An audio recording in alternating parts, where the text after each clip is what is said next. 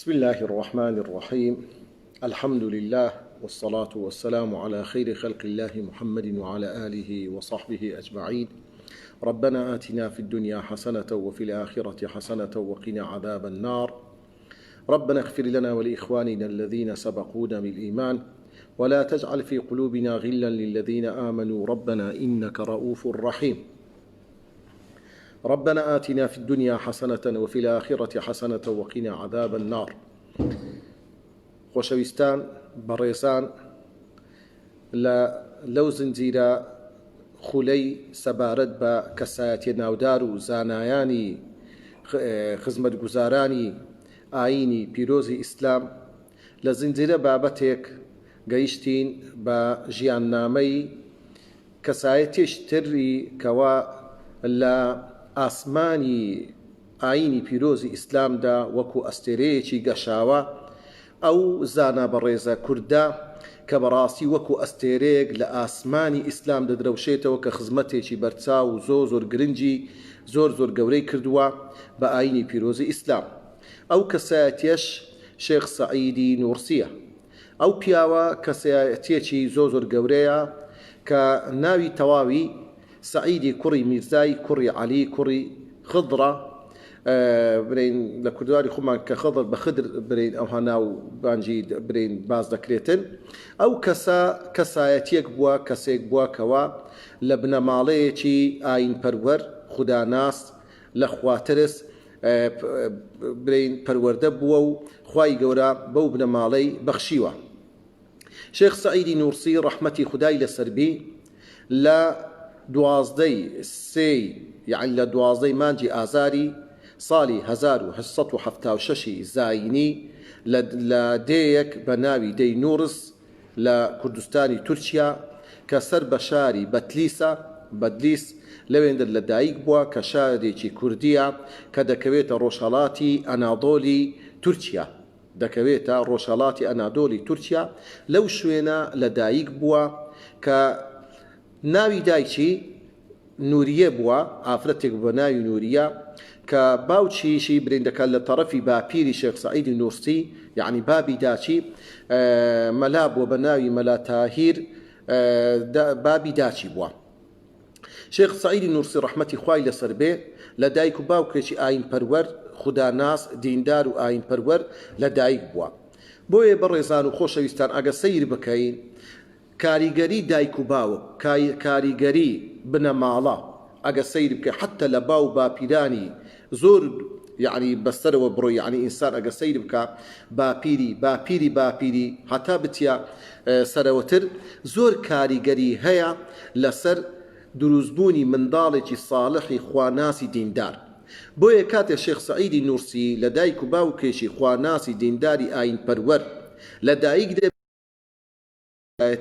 کەسێک پەروەردە دەبیتن کە کەسێکە بەڕاستی ئەگەر ئێمە سەیر بکەین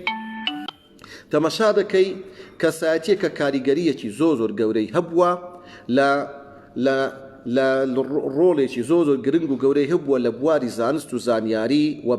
بانگەوازی کردن بۆ ئاینی پیرۆزی ئیسلام. خۆشەویستان، طبعا باوچی سەعیدی نورسی ڕەحمەتی خوای لەسەر بێ کەسێک بووە کە بە سۆفی میرزا ناوبانجی، یعنی کەسێکی زۆر دیندار بووە، بە سۆفی میرزا ناسرا بووە، کەسێکی لە خواترس بووە،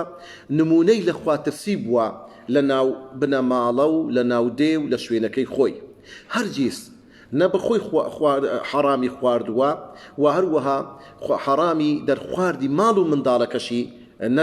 نەداوە. ئەو کەسە حتى لی دەجێڕنەوە دەڵێن کاتێک کەوا ئەو چەند سەر ئاژەڵەی هەبووە لە مانگا و لە چێر و لەوانە، کاتێک دەیبرد لۆ لە وەرگا، کاتێک دەیبرد و دەیهینانەوە، بەیانیان دەیبرد کەوا بۆ لە وەرگا دەوی چێڕەکانی دەبەست لە غاوی دەکردن و کاتێک ئێوارە دەیهینانەوە بە هەمان شێوە دەوی دەگرتن لۆ، لەبەرەوەی نەوەک لەو ڕێگای کە پێیدا دەڕوا ئەو ئاژەڵانە ئەو دەغر و دانی خەڵکی بخوا، تووشی حەرام بی، ماڵی خەڵکی حەقی خەڵکی بکەوتە سەرێ، یعنی پیاوێکی بەو شێوەیە بووە، هەندێک کەسێکی لە خواترس بووە. بۆیە ئەو ڕزقی حەلالە دەورێکی زۆری هەبووە کە تەمەشا دەکەی وا بووە کە ئەو کابرایە ئەو برین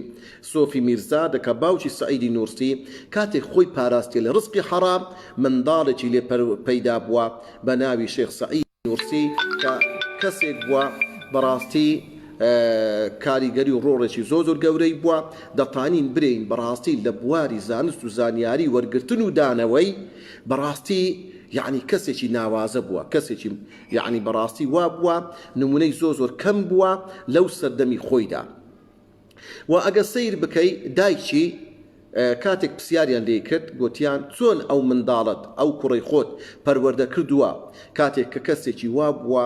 زۆر زیرەک کەسێکی زۆر لە خواترس بە چ شێوەیەک ئەو منداڵت پەیدا کردیان بەڕاستی ئەوە پەیامێکە ئەوە دەرسێکە لە بۆ هەموو دایکێک کە بیوتن منداڵەکەی خۆی پەروەردە بکە بەو شێوەیە ئەو دایکە لە وەڵامدا نوریە کە دایکی شێخ سعید نورسیە لە وەڵامی ئەو خەڵکانە وتی بە شێوازێک کە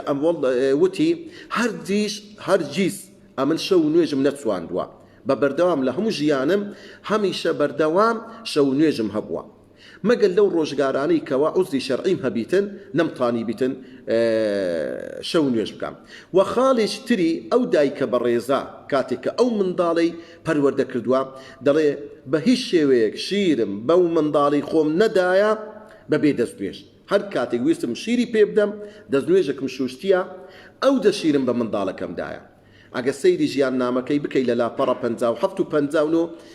لە سیڕەی زاتی شێخ سعیدی نورسی بەو شێوەیە باس کرایە لە دەربارەی ئەو دایک و باوکە لە خوا ترسا خوا ناسە دیندارە بەو شێوەیە ئەو منداڵیان پەیدا کردیە شێخ سعیدی نورسی ڕەحمەتی خودای لەسەر بێ کەسێک بووە زانایەکی مسلمانی سونی مەذهب بووە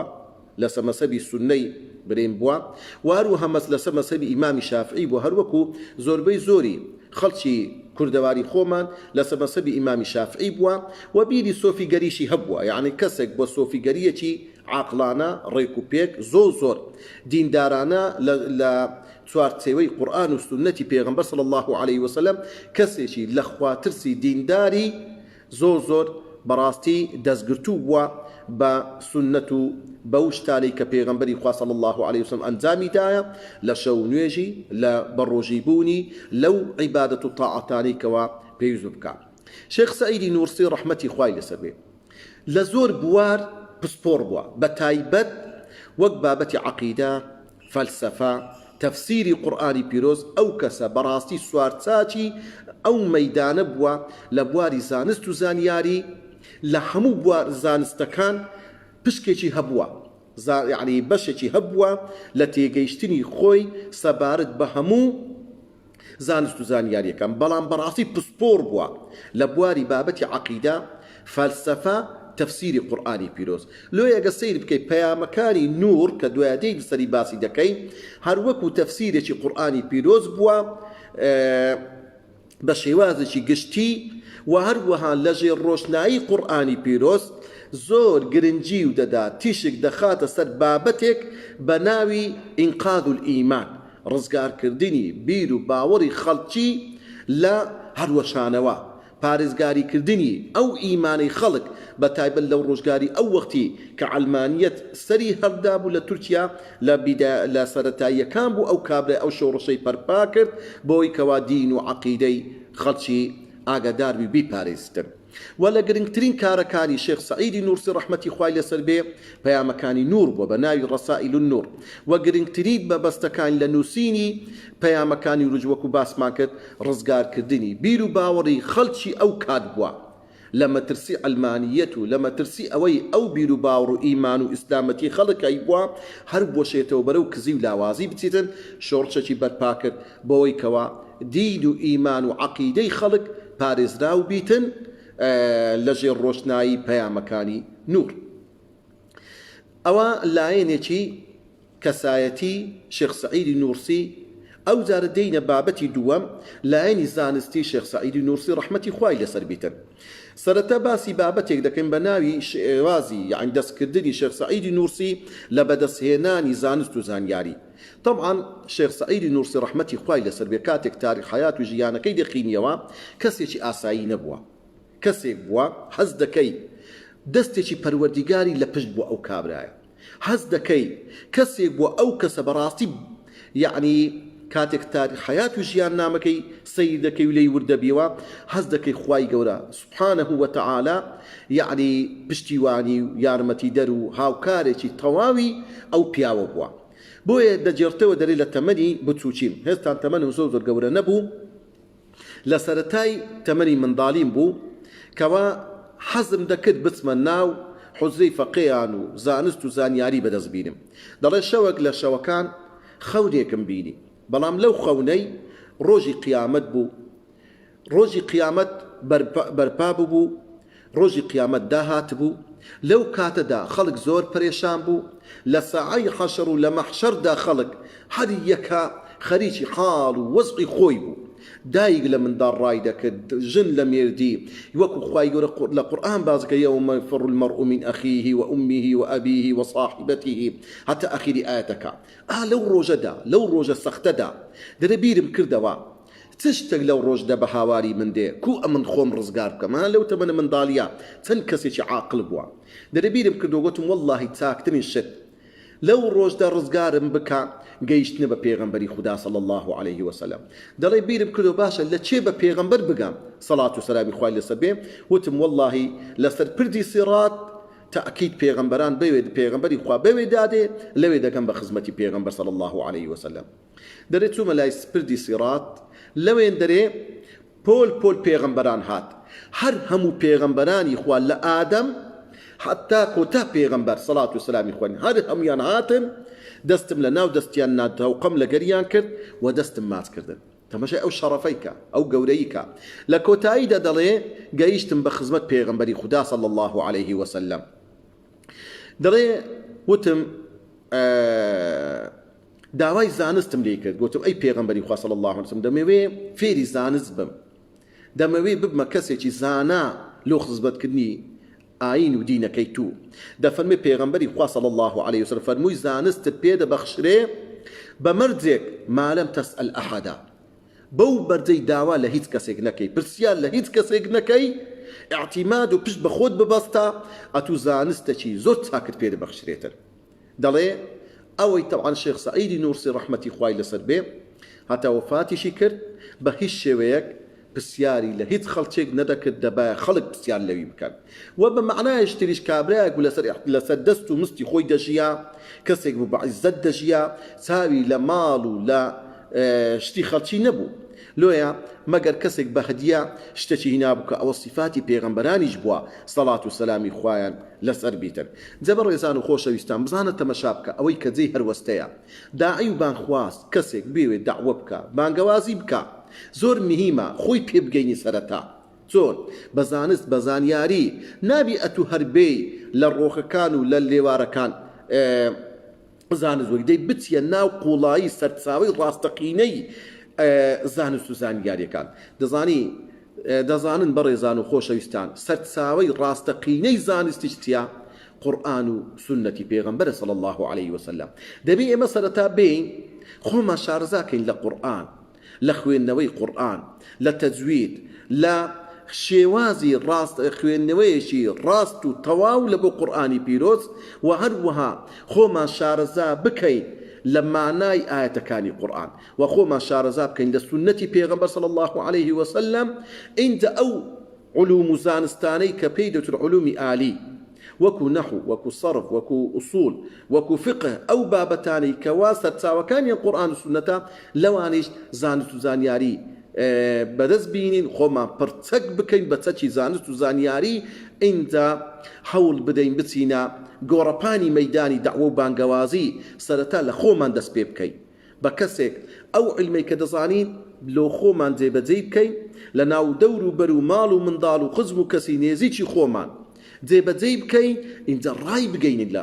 ئەوە داواکاری خوای گەورەیە ئەوەتە خوای گەورە دەفەرمێ وەالعەصر إن الإنسان لفي خسر بخوا همو إنسانك سوين بكاتي عصر سوين بكاتو سمانا سوين ب سدمي زيريني بيغمبر صلى الله عليه وسلم كهمو معنى أن هذا إن الإنسان لفي خسر براستي إنسان كان حرتي إنسان لزر المندي دايا إلا الذين آمنوا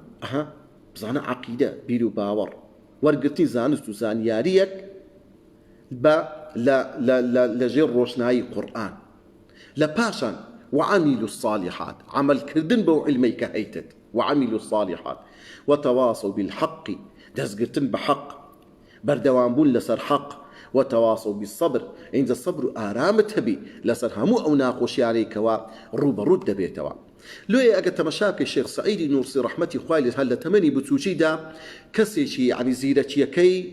جي سرسامي وسرسورهينري يعني همو كسكان بو لقطاب خانه كان بزور زاد زي ندبو لبروي قوتابیەکانی هاوڕێیەکانی و برین هاوڵەکان و برادرەکانی حەسوودیان پێدەبێت یعنی عەزیەتیان دەدا زۆر لەو قوتابخانە دەگوازدەی خۆی دەگواستەوە لە بۆ قوتابخانەیەشتر حتا وای لێها لە ناو قوتابخانەکان بووبووە جێی سەرسامی هەموو فەقێیەکان و ئەو مامۆستایش کە دەرسی پێدەگۆ یعنی سەیر بکەن یەکێک لەو شتانەی بزانە تەمەشاکە لەو بەهرانەی کە هەیبوو خوي دلي جمعت جمع الجوامع في جمعتي دري كتابي جمع الجوامع هموي لبركرت بتيجيش نوتي زور تواو في جمعتي ليك حفتة دار طبعا كتابي جمع الجوامع دو متزلدي زور أستوري قورية لك كتابي أصولية وبابتي فلسفي كتابي زور يعني أجر كسك بطاعتي بخيني حرب بلايكم هيتي نويتن يعني الرنجة نزيكي صالتي دويتن يعني بخينتي تواو أقب بردوام حفتي بين روج وكو يعني أصولي فقياتي قديم وابوا بخيني رنجة لصالك كم تريناوي أو زانا بريزة شيخ سعيد نورسي دري بيك حفتي حموم لبركت بتيجيش نواش أو بهرية إلهي رب العالمين بوا خواهي يوريبي بخشيا بوية تمشارك كاتك كتمني توارد الصال بوا لتمني توارد الصالي بروانامي زانستي هردواز علمي ورقرتيا يعني سبحان الله واشتكي لهم علوم مكاني عقلي ونقلي يعني أو زان يعني كوا نقلي بوا وكو قرآن وكو تفسير حديث بيغمبر صلى الله عليه وسلم لمسائل فقهي وهروها بابتكاني تري وكو نحو صرف أصول فلسفة علم منطق هم أو بابتاني ورقت يك دوازد علم بوكاتي خوي خيندرا هدوازد كي بطاطي خيديا تمني تنها توارد الصالبوا لو كات دانيزيكي دلي كاتك بروانامي زانستي وقرتيا دلي زياتر يعني نزيكي هاشتا كتابي لبربوا من أمهات الكتب واتا لو كتاباني كوا سرتساوي زوزر جرين بوا لسرتساوي كاني زانست وهروها دلي دقلوي كحرزو قرآني بيروزشي لبر كرديا أو بياوا دقل لزانستكاني علومي شرعي زانستشي يعني زانياريشي زور باشي هبو لبيركاري لكيمياء لفيزياء لجغرافيا لميجو لفلسفة وحرب بوارق هبوا يعني هرز بواريشي زانستي هبيتن أو كابرا لي زوزور شارزا بوا عند أو كابرايا بزاني شيخ سعيد نورسي أو زانا بريزة قوريا لبرتي وبوشي الروي لقرآني بيروز كردو قرآني بيروزي كردت سرايق لدستي خوي لو روشن كردنوي الرقاي زانست زانياري حق دلي لصالي 1894 كسك بناوي غلادستون لكونغريتي قشتي بريطانيا قرآني لدزقر لبرلماني بريطانيا لكونغريك بوا لو يندري قرآني لدزقر روبروي همو أندا برلمانا كانت سوى سر منصة وتي بدنجتي برز وتي حتى أو قرآنا لهبيتن حتى أو قرآن بمينيتن إيمي وكو روش آوا ناطاني زال بين بس الخرطي روش هلات بهيش شويق ناطين وهرجيس إيما حسب آرامي ناكي بويدا بإيما هاول بدين أو قرآن لناو ببين أو قرآن دور بخينا ولناو مسلمانا شيخ سعيد النورسي كاتك جيبيستي أو قصيدة بيتن أو كابراي كوا دج بدين أو كابراي كوا دج بقرآن بلام أو هردستيتن برامبر أوا هردستي دكا قرآن دكات مشخليك دكات ترايق لدستي خوي بو أوي كوا أو قرآن بقين تتيق راي خلتي بلام بتشي وازك بتيجيش نشي زور زوان زور ريكو بيك بتن بيامك رساليك ديجني بو خلكانا لبو تيق راي خلتي لويا لەو کاتەدا لە تەمەنی لاویدا شێخ سەعید هێشتا گەنجە هەستا لە ناو دڵ و دەروونە پاکەیدا وتی دەبێ بۆ هەموو جیهان بسەلمێنم کە قورئانی پیرۆز تیشکێکی خۆری زۆر بەهێز و بەتینە بە هیچ شێوەیەک بلێسەی خامۆش نابێتن تیشکی ڕۆناچی قورئان هەربی شەو هەرگیز ناکوژێتەوە دەرێ ئەوم خستە ناومێشتی خۆم دەبی ئەو هەوڵە بدەم کارێکی وا بکەم ئەها بزانە چەند میهمە ئینسان هیممەتی ئاوا بەرز بی بەو شێوەیە عەهد و پەیمان بداتە خوای گەورە شتێک بکە واللهی ئینسان هەوڵ و کۆشی لێ بدا خوای گەورەش پشتیوانی ئەو ئینسانە دەبیتن طبعا هەتا ئێرە ئەوەندەی کە باسمان کرد لە ژیاننامەی شێخ سەعیدی نورسی لە بەدەستهێنانی زانست و زانیاری و ئەو هەوڵ و کۆشانی کە کردیتی لۆ بەدەستهێنانی زانست ئەوە پێی دەوترێ ژیاننامەی شێخ سەعیدی نورسی سەعید القەدیم ئەوها مەشهورە واتە شێخ سەعیدی کۆن لە پێشی کە بەو شێوە بوو طبعا لەو کاتە شێخ سەعیدی نورسی قۆڵ و باسی خۆی هەردەکا بۆی بانگەوازی بکە قورئان بگەینی بە گوێچکەی هەموو خەڵکی پەیامەکانی خۆی بگەینی بە خەڵکی لەو کاتەدا دەسەڵاتدارانی تورکی ئەو وەخت حەز دەکەن ئەو کابرایە ئەو کوبری خەتەرناکێکی هەیە لە سەریان لۆیە هەر دەکەن دەست دەکەن بە دژایەتیکردنی ئەو پیاوە مبارەکە لۆیە لەو کاتەدا دووری دەخەنەوە لە بۆ شوێنێک بە ناوی بارلا لە ساڵی 1926 قۆناغی شتر دەست پێ دەکاتن لە ژیاننامەی شێخ سەعیدی نورسی کە پێی دەوترێ سەعید جەدید سەعیدی نوێ ئەو جارە بزانە خۆشەویستان بەڕاستی ئەو وشەیە سەعید جەدید جێی هەروەستەیە بەڕێزان معنای چێ سەعید جەدید یعنی کەسێک بەمردی عسێبە کەسێک وەکو کەسێکی کۆن و کلاسیکیە بەڵام کاتێک هیممەتی بەرز بوو کاتێک هەستی کرد بە داعوا کاتێک هەستی کرد بە پرسیارەتی لێپرسینەوە بەرامبەر بەخوای گەورە بەرامبەر بەو دینەی بەرامبەر بەو زانست و زانیاری کە هەیتی لەو کاتدا ئەو ئینسان دەستی کرد بە کۆشش و هەوڵ و کۆشش کردن لە پێناوی خوای گەورە ئەو کەسە بەڕاستی وەکو لە دایکبوونەکی نوێ ئەو کەسە دەبێتە کەسێک بەڕاستی کە کەسێکە ژیانێکی نوێی دەست پێ دەکاتن ژیانی بانگەوازی یعنی حەیات یعنی ژیانێکی خۆش ژیان بەڕاستی ئەگەر کەسێک تەمەنی خۆی سەرف بکە ئەگەر کەمیش بیتن لە بانگەوازی خوا بەرەکەتی دێختێ خوای گەورە ئەو ژیانەی تەمەنی ئەگەر کەسێک تەمەنی 6 ساڵ بی 5 ساڵ لەو 6 ساڵەی دعو بانگەوازی بکە ئەو 5 ساڵە ئیویە بەڕاستی ئەو 5 ساڵە ڕەسیدێکی زۆر زێڕینە لە بۆ ئەو کەسە لە ڕۆژی قیامەت کە بتانی بێ ئەی ئیلاهی یا رب العالمین ئەمن لە تەمەنی خۆم بەشێک لە تەمەنی 6 ساڵی خۆم بەشێک لە تەمەنی 7 ساڵی خۆم بەشێک لە تەمەنی خۆم کردە زەکات لۆی کەوا خزمەتی دینی توی پێ بکەم خزمەتی قورئانی پێ بکەم دعو بانگەوازی هەر ئەوە نییە کەسێک هەستیتن لەسەر مینبەرێک خودبەی بخینتەوە برای بەڕێزم خوشتی خۆ دەتانی ئەو منداڵانەی خۆت دەستی قورئانیان پێ برێ دەتانی منداڵەکانی خۆت لەگە چەند منداڵێکی جیرانەکانی خۆت بینی لە ژوورێکی خۆت سێچار منداڵ بێکەوە فێری قورئانیان بکەی فێری ئادابیان بکەی فێری پەیامەکانی ئەو قورئان و ئیسلامەیان بکەی ئەوە دەعوەیە و بانگەوازیە و ئەوە خزمەتکردنە بە دینی خوای گەورە سوبحانه وتعالى چونکە لە ڕۆژی قیامەتی خوای گەورە دەفەرمی وەقیفوهم إنهم مسؤولون ڕایان گرن ئەوانە بەرپرسن بە چی بەرامبەر بە دینی خوا بەرامبەر بە قورئان بەرامبەر بە پێغەمبەر صلى الله عليه وسلم ئەها بزانە پێغەمبەری خوا دەفەرمی الدین النصیحة دین ئاین نەسیحەت و ئامۆژگاریە لله ئامۆژگاری خەڵکی بکەی سەبارەت بە خوای گەورە سبحانه وتعالى خوای بە خەڵکی بناسێنی ولی ڕەسوولیه ئامۆژگاری خەڵکی بکەی پێغەمبەر بە خەڵکی بناسێنی ولی المسلمین وعامتهم مافی خەڵکی ئاگدارکەی مافی یەکتر لەسەر یەکتر ولی عامتهم تێگەڕای خەڵکی ولی ئەئیمەتی المسلمین و هەروەها لە تێگەڕای کاربەدەستانی مسلمانانی ڕاستەقینە بەو شێوەیە اینجا خۆشەویستان و بەڕێزان دەینە سەر تەوەری سێم لە ژیاننامەی شێخ سەعیدی نورسی ڕەحمەتی خوای لەسەر بێ دەینە سەر کەوا دەست پێ دەکەن بە ڕۆڵ و چالاکیەکانی شێخ سەعیدی نورسی گرنگترین شاکارەکانی شێخ سەعیدی نورسی لە حەیات و ژیاننامەی سەعیدی جەدید یعنی شێخ سەعیدی نوێ کە دەست پێ دەکا ئەهەم بزانە قۆناغەکانی ژیانی ئەو چەند کار و چالاکیە لە کۆتایی تەمەنی دەست پێ دەکاتن. یەکێک لە کارە هەرە گرنگکانی شێخ سەعیدی نورسی ڕەحمەتی خوای لەسەر بێ کارێک بۆ کردیتی هەوڵ و کۆشتێکی دایە،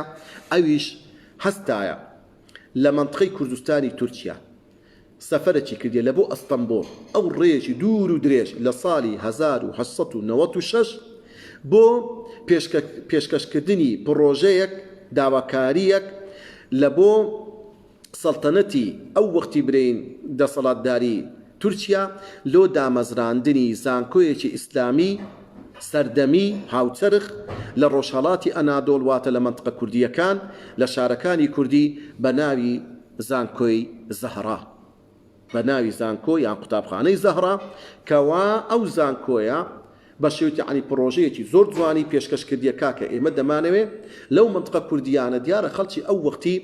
زانست و زانیاریەکان لەوێ زۆر کز و لاواز بووە، منطقە کوردیەکان زۆر فرامۆش کرایە. ئەو کابرایە یعنی کو پێغەمبەران سەڵات و سەلامی خۆیان لەسەر بێ یا قەومی هاتینە ناو خەڵکەکە ئەی گەلەکەم ئەی خزم و کەسەکان ئەها بزانە ئیبراهیم پێغەمبەر بە یا ئەبەتی دەستی پێکرد، پێغەمبەری ئێمە سەڵات و سەلامی خوای گەورە کە داوای لێکرد فەرمووی وەئەنذیر عەشیرەتەکە الئەقرەبین. شێخ سەعیدی نورسی ئەو هەستەی هەبووە داوای دەکا زانکۆیەک دامەزرێ لۆ ئەو دەڤەر و منطقەی کە ئەو تێدایە، چونکە منطقەکانی کە ئەو مەسەلەی قەومیەت نییە، منطقەکانی کە منطقە تورکەکان هەمووی پشتی خۆیان هەبووە لەو بابەتەی لێ هەستایە ئەو پیاوە هەستی بە فەراغێک کردیە لەوێن دەرێ داوای کردیە زانکۆیەک دابمەزرێ کە بەڕاستی هەر کەسێک قوتابخانەیەک دابمەزرێنی، هەر کەسێک پرۆژەیەک دابمەزرێنی کە ئەو پرۆژەیە لە بۆ زانست و زانیاری بی ئەوە سەدەقەی جاریەیە لە بۆ ئەو ئینسانە هەتایی هەتا ڕۆژی قیامەتێ بەبەردەوام ئەو ئینسانە سود و قازاندی لێ دەبینی و لە ڕۆژی قیامەتێ دەبتا ئەجر و پاداشتێکی زۆر گەورە لە بۆ ئەو کەسە. و هەروەها شێخ سەعیدی نورسی لە ساڵی 1907 بۆ هەمان مەبەست جارێشتر سەردانی ئەستەمبۆڵ دەکاتەوە، بەڵام جاری دووەم زۆر بە توندی بەرپرسی دەدەنەوە، ڕوبەڕووی دەوەستنەوە، دەیدەنە دادگایەکی سەربازی. جگە لەوەش چەند کەسێک لە پزیشکی دەرونی بانگ دەکەن دەرێن وەرن کاکە ئەنگو بڕیار بدەن بزان ئەو کابرای ئەو داوا دەکاتن، ئەو داوای ئەو دەیکا ناوی داوایەکی طبیعی نییە، شتێکی ئاسایی نییە، بۆیە دێن بڕیار دەدەن دەرێن ئەو کابرایە نەخۆشە، یعنی نەخۆشی عەقلی هەیە تەواو نییە شێتە، بەو تۆمەتەر کە دەدەنە پاڵ شێخ سەعیدی نورسی دەین ئیحالەی دەکەن داخلی خەستەخانەیەکی دەکەن تاوان برین خەستە نەخۆشخانە بەس پێ شێتخانە بە ناوی نەخۆشخانەی تۆپ تاش کە تایبەت بووە بەو کەسانی کەوا مشکلەی عەقلیان هەبووە لەوێن دەرێ داخلی دەکەن و وەکو سزنەک و دەست بەسەرکردنەک لەوێن دەردانێن. سێم لە کار و چالاکیەکانی شێخ سەعیدی نورسی لە ساڵی 1909 یەکێتی محەممەدی دامەزران، ئەلئیتیحاد المحەممەدی دامەزران بەرامبەر بە هەموو لایەن و کۆمەڵەنەتەوە ڕەگەز پەرستەکان کە لە تورکیا ئەو وەختی ڕەگەز پەرستی زۆر باو بوو، ئەو قەوم و تیرە ئەوی دەچەوساندەوە ئەو ئەوی دەچەوساندەوە. شێخ سەعیدی نورسی هەستا ئیتیحادێکی ڕاگەیان یعنی یەکێتیە بزانە، یعنی کە دەرێ یەکێتی واتە ئێمە شتێک ڕادەگەینین محەممەدی معنەی تێ محەممەدی، یعنی کاتێک کە پێغەمبەری خوا سەڵات و خاوەنی ئاینێکی پیرۆزی ئیسلامە لەژێر چەتری ئیسلام هەموو خەڵکێک جێی دەبتەوە لە تورک و لە فارس و لە کورد و لە عەرەب و لە هەموو خەڵکێک لێ ئەو ناوە جوانەی لێنا، هەروەکو چۆن پێغەمبەری خوا سەڵات و ناو سەحابەکانی کاتێک کەوا ئەبوو بەکر و عومەر و عوسمان و طەلحە و زوبەیری عەرەبی هەبووە لە شامبەشانی وان لەگەڵ وان تەمەشارەکەی سەلمانی فارسیش هەبووە، سوهەیبی ڕۆمیش هەبووە، جابانی کوردیش هەبووە. لێیە شێخ سەعیدی نورسی لەو منطەلەقەیەوە داوا دەکاتن کەوا یەکێتیەک دامەزرێنتن بە ناوی یەکێتی محەممەدی. چارەم ئیش و کاری شێخ سەعیدی نورسی لە ساڵی 1910 دەچێتە شاری وان لە بۆ وانەوتنەوە و فێرکردن و ئامۆژگاریکردنی خەڵکەکەی. ساڵاتی پێنجەمی شێخ سەعید ڕەحمەتی خوای لەسەر بێ لە ساڵی 1911 دەچێتە دیمەشق، لەوێن دەرێ وتارێکی زۆر بەپێزەدا زۆر مەشهورە ئەلخوتبە الشامیە، يعني بزانە ئەو یەک خوتبەیدا لە شام بەڵام هەندێک کاریگەری هەبووە هەندێک تەئسیری هەبووە هەتا ئێستا لە کتێبەکان تۆمار کرا بە ناوی الخوتبە الشامیە یعنی چەند پەیامێکی زۆر جوان لەوێ دەرەج ئاڕاستە دەکاتن و هەروەها کارێشتری لە ساڵی 1912 بووە سەرکردەی هێزێکی کوردی بزانە بوویتە سەرکردەی هێزێکی کوردی یعنی ئەوەی پێکهێنایە بوویتە قائید لە ساڵی 1916 بەخۆی و قوتابیەکانی لە دژی سوپای ڕووسی وەستاوە کاتێک هاتنە ئەرزەڕۆمی تورکیا لە شەڕەکە شێخ سەعیدی نورسی زۆر بە سەختی بریندار دەبێت و بەدیل دەگیرێت 2 ساڵ و 4 مانگ بەدیلی دەمێنێتەوە لە پاشان ڕادەکات لە دەستیان لە رووسیا ڕادێتەوە لە بۆ تورکیا بزانە ئەو پیاوە لە هەموو بوارێک خزمەتی دینی خوای گەورەی کردیە و هەروەها یەکێشتر لە کارەکانی شێخ سەعیدی نورسی لە 13 مانجی هەشتی ساڵی 1970 بە ئەندامی خانەی حکمەی ئیسلامی هەڵدەبژێردرێت کەوا چەندین شاعیر و ناودارانی ئەستەمبۆڵ تێدا بووە یەکێک لەوانیش ئەویش ئەندامی ئەو خانەی بۆ بە ناوی دارالحکمە ئەلئیسلامی لەیەک لەوێن دەرە گۆشە گیری دەکات و خەریکی تاعەت و عیبادەت دەبیتن کار و چالاکی دەیەمی شێخ سەعیدی نورسی ڕەحمەتی خوای لەسەر بێ چەند کەسێک دەستنە لای بۆ پشتیوانی کردی بەڵام شێخ سەعیدی نورسی ڕەحمەتی خوای لەسەر بێ کە لەو کاتە لە دژی حکومەتی کەمالی ئەتاتورکی ئەلمانی شۆڕژی بەرپا کرد و شێخ سەعیدی پیران بەڵام لەو کاتەدا شێخ سەعید ڕەحمەتی خوای لەسەر بیتن لەبەر هەر هۆرکارێک بیتن دیارە وەڵامی خەڵکەکە ناداتەوە کار و چاڵاکی یازدەمی شێخ سەعیدی نورسی کە بەڕاستی دەتوانین برین لەو کاتەدا شێخ سەعیدی نورسی گرنگترین کاری دەکاتن لەوە ئەویش کار و چاڵاکی یازدەمینە دوای ئەوەی حکومەتی تورکیای ئەو وەخت دەستگیری دەکاتن طبعا نەفی دەکاتن واتە دووری دەخاتەوە لە خەڵکێکی زۆر و دەست بەسەری دەکاتن لە زستانێکی زۆر سەخت بە سارێکی عەسکەری بە ئۆتۆمبیلێکی عەسکەری لەگە چەند سەربازێک نەفی دەکەن لە بۆ شوێنێک بە ناوی بارلا لە ساڵی 1926 لەوێن دەرێ دەمینێتەوە ئەو کابرایە لە بارلا شێخ سەعیدی نورسی ڕەحمەتی خوای لەسەر بیتن لەوێن دەرێ دەست دەکاتن بە تاعەت و عیبادەت و نووسینێکی زۆر بەشێکی زۆر لە نووسینەکانی لەو شوێنە دەست پێ دەکاتن اینجا شێخ سەعیدی نورسی ڕەحمەتی خوای لەسەر بیت طبعا دوای ئەوە لەو قۆناغەدا تووشی زەحمەتی و ئەشکەنجە و ئازار و ڕاوەدونان و بەندکردن و دادگایکرد و گواستنەوە لەو شار و ئەو شار دەست پێ دەکاتن لۆیە یەکێک لەو مەقولانەی شێخ سەعیدی نورسی ڕەحمەتی خوای هەموو جارێک کە دەدرا دادگا دەیانگوت بەس پێبانبرێ سەر بەچی دەیگو ئەمن سەر بە هیچ شتێک نیمە تەنها ئەمن دەمەوێتن دینی خوای گەورە سوبحانەهو وەکو خۆی بگەینم بە هەموو خەڵکان بە تێگڕای خەڵکی نەک تەنها کورد و نەک تەنها تورک و نەک بەڵام بزانە چونکە هیمەتێکی بەرزانەی هەبوو شێخ سەعیدی نورسی خوای گەورەش بە ئاوات و ئومێدی خۆی گەیاند لۆ یەکێک لە مەقولە هەرە ناودارەکانی کە هەی بووە دەڵێ ئەعوذ بالله من الشەیطان ومن السیاسە تاوان زۆر کەس لەو قسەی شێخ سەعیدی نورسی گلەییان هەیە دەڵێن چۆن دەبی کابرایەکی ئاوا کاتێکەوە تەبەڕا بکاتن یعنی خۆی بە دوور بگری لە سیاست ئەدی سیاست بەشێک نییە لە دین شێخ سەعیدی نورسی طبعا دەڵێ جارێک تەمەشا دەکا چەند کەسێک لە شوێنەکەن ئەوانە هەندێکیان یعنی برین گلەیی هەندێک لەو مسلمانانە گلەیی دەکەن لە هەندێک مسلمانی تر یعنی وەکو برێ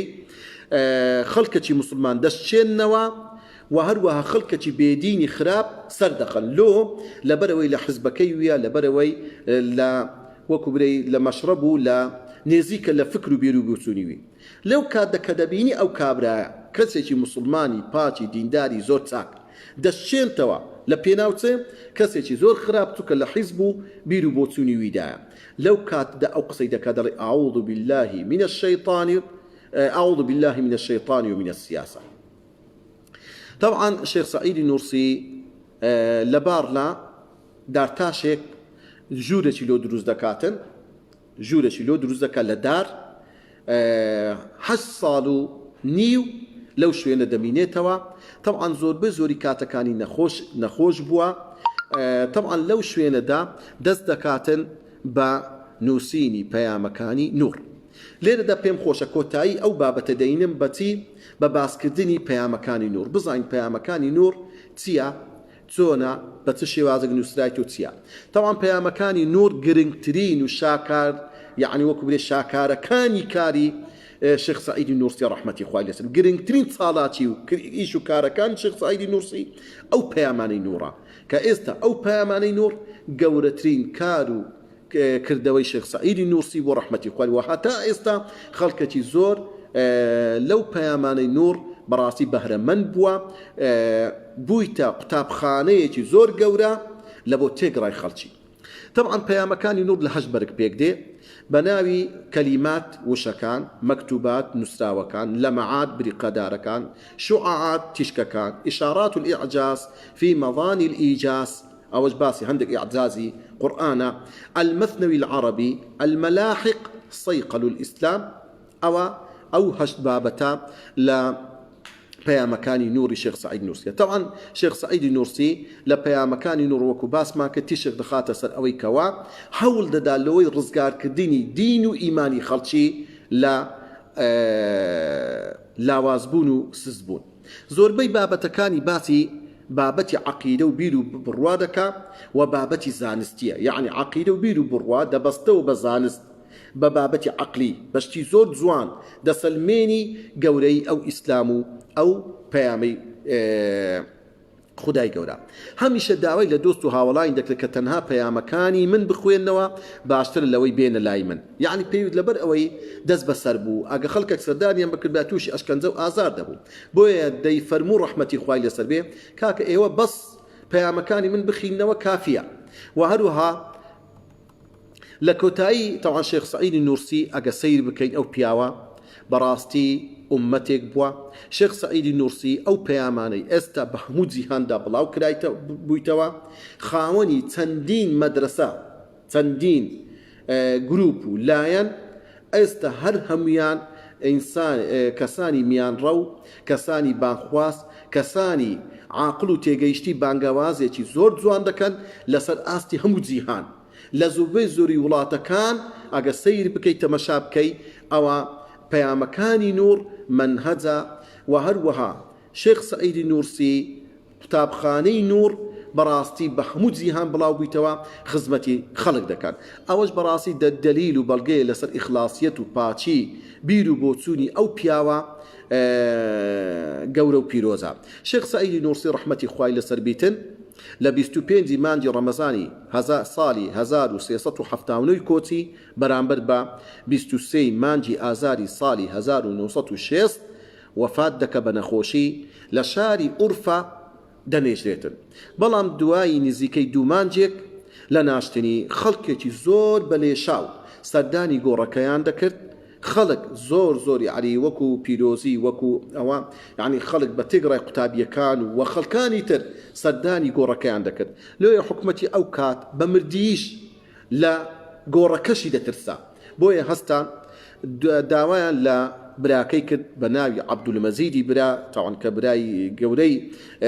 شێخ سەعید بووە لە 27 پێنجی ساڵی 1960 بەهۆی گوتمان زۆری سەردانکەرەکانی بۆ سەر گۆڕەکەی لاشەکەی دەردەهێنن، یعنی بە تیمەکی سەربازی زۆر گەورە. طبعاً لاشەکەی دەردێنن کە دەڵێ لاشەکەیان دەرهینا